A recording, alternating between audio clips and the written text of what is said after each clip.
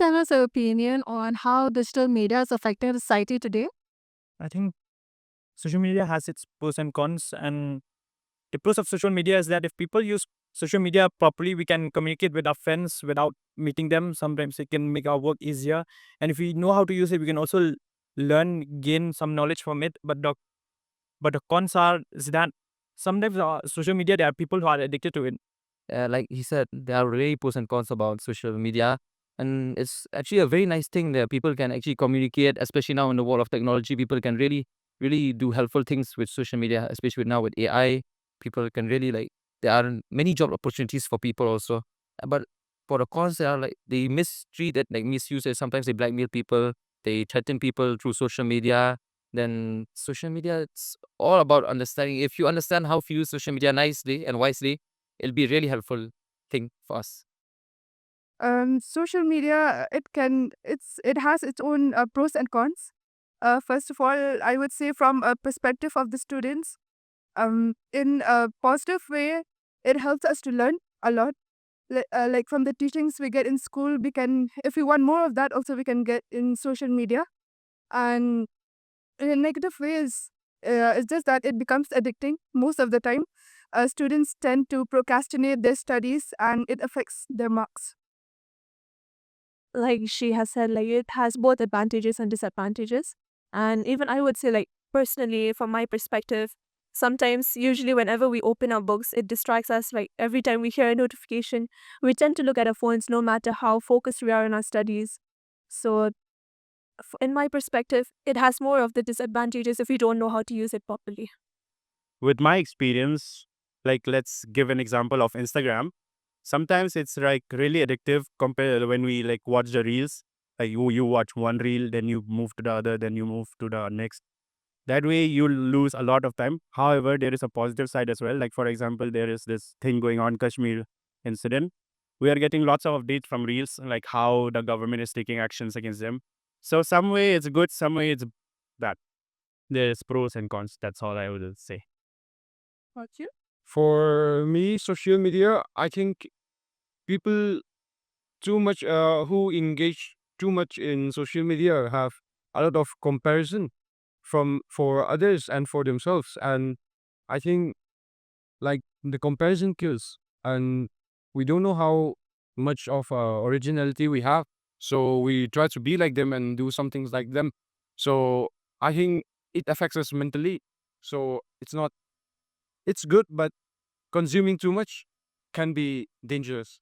Social media causes distractions, but it is kind of helpful also in many ways. Like we can get many informations through online. Nowadays, we get mostly about outside our state. Anything is happening, we get it through like any information. We get it through social media, Instagram, Facebook, and it is more. I think kind of informations are more good because it is more effective. According to me, what I believe, social media isn't actually a distraction, but it depends on the person who is actually using it. It can be used for both good means as well as for the bad means. So it actually depends on the mindset of the person who's using it.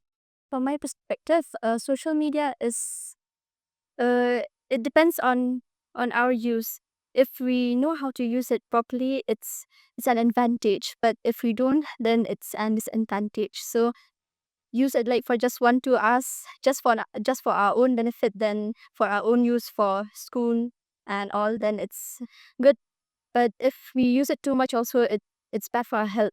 I think social media is kind of like put in a good way and also in a bad way because it's how a person use social media.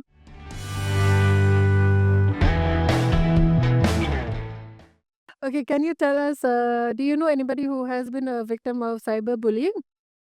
A girl my friend's cousin, she told me that she got her personal photo leaked and all, but she didn't send those such photos to anyone. But yeah, so she and our place is the society is very conservative, so she couldn't even tell her parents about it.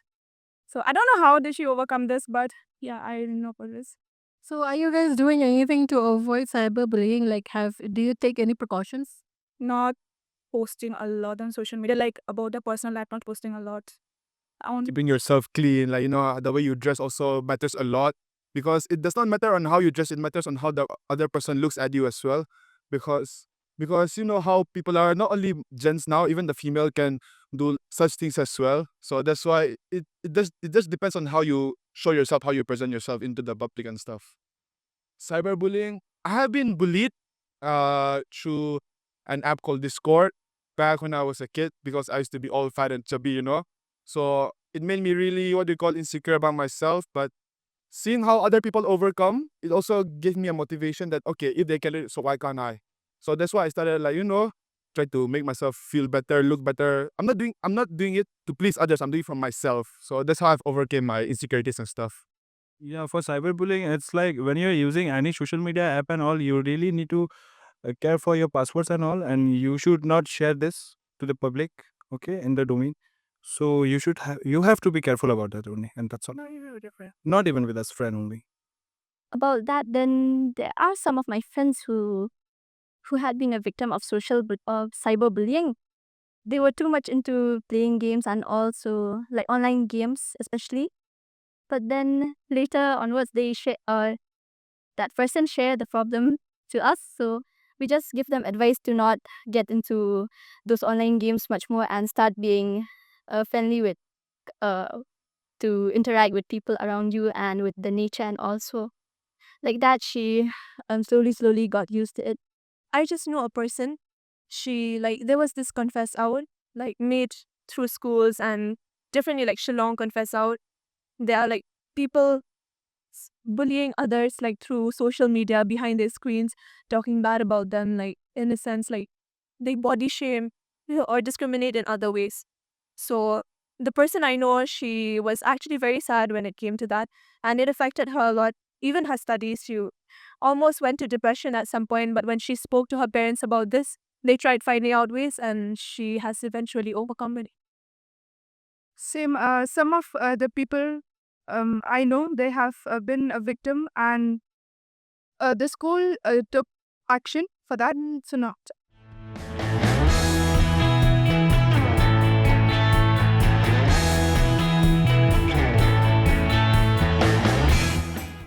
What can you suggest for the parents to help in navigating social media consumption for their children?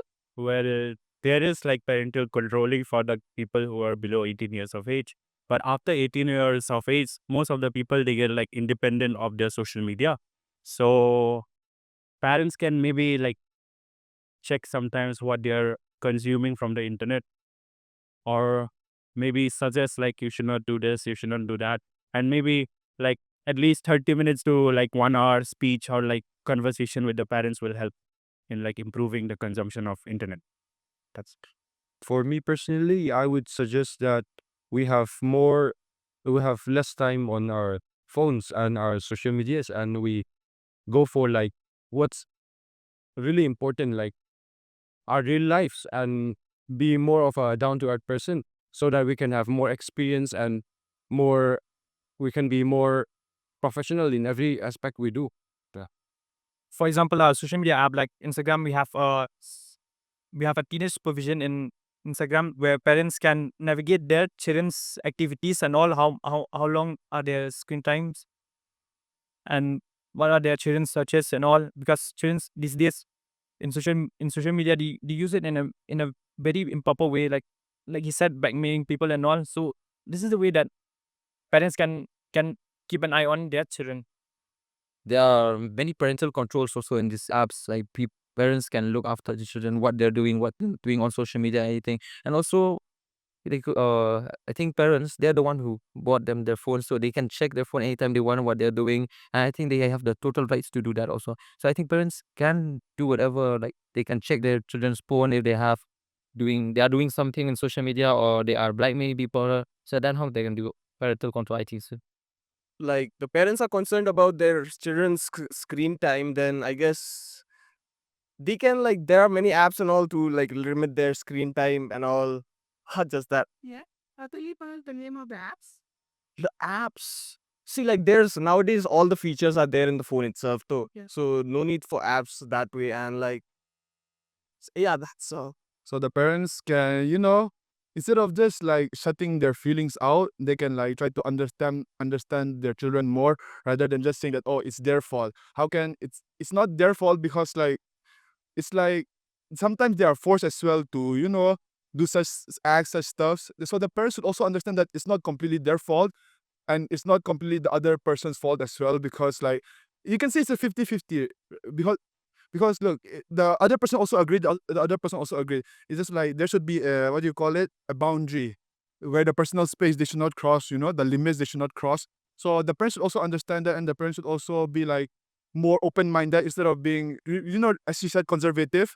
Yeah, and so that's how I think that parents should, they play a big role into like making the children understand, making the children feel calm, because there's no one other than your parents themselves, right? So that's one.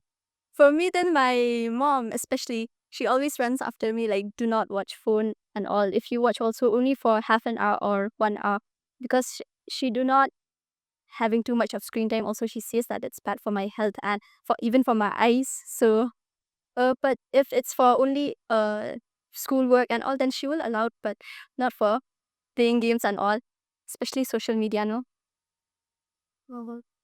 Actually, my mom is kind of strict also with using the phone. She gives it only for like 1 hour and stuff. Never really actually give me the phone. So you think it's a good thing that the parents are strict with their children? It actually is a good thing that they're strict. It leads sort of like in a good path. Yes, it is good. But sometimes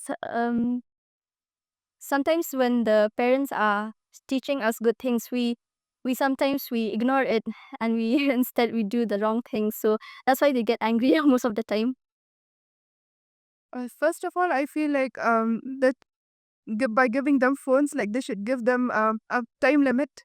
I think that helps, because the children will try to understand, like if the parents take away the phone, if they use it, if they don't have a time limit, again they will tend to procrastinate. So if a time limit is there given by the parents, especially for the class 9, class 10, or even smaller also, it will not affect them. It will not affect their studies. I would actually say the same screen time if parents reduce it, like they tell like not to give them a phone, but like use their parents' phone and like give them according to time when they need in help of education or anything as such, but to use it properly, and time management is very important. So that's Thank you so much. Thank you.